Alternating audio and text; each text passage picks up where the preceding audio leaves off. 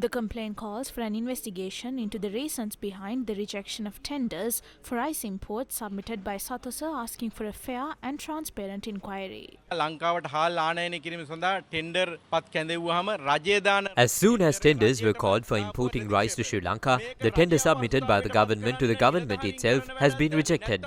There's a question as to whether was this rejection a deliberate act by certain officials to undermine the current government, or is it a part of a scheme by former ministers from past administrations who are involved in corruption and fraud for personal gain. Private importers have already imported and sold rice, making profits, while Sathosa still continues to issue tenders for imports. We strongly believe that this rejection was likely made to benefit certain businessmen and large-scale rice mill owners. If the minister's claims are correct, it is their duty to investigate why these tenders were rejected and hold those responsible accountable. Is the Sathosa tender board made up of inexperienced people?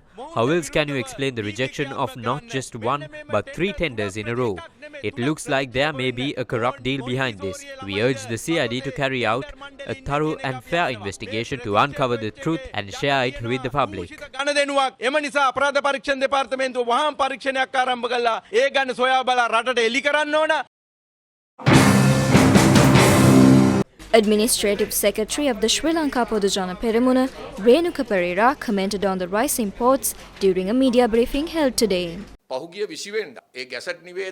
December 20, the final date mentioned in the official gazette, the Sri Lanka State Trading Corporation did not provide any details about how much rice had been imported. Meanwhile, the private sector has already imported 76,000 metric tons of rice. This delay by the state-run institution and the situation that has resulted from it needs to be thoroughly investigated. If the deadline for the imports has passed, it's important to understand why the state institution didn't fulfill its responsibility on time. If any mismanagement or corruption is uncovered, especially within the government, the public has the right to know.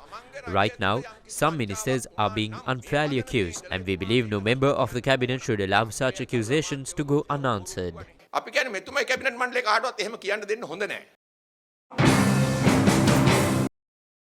Agriculture Minister K.D. Lanka responded to these comments. These issues were created by them, not by us.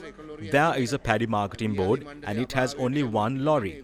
We are not the ones who destroyed the paddy marketing board. It was them. What they have to say doesn't matter. They couldn't find answers, but we are addressing the situation. We have made plans for a large-scale procurement. The tenders were rejected. That's how it works. There is a process we must adhere to. The issues have been resolved to a certain extent. They'll have to find another issue since this one is settled.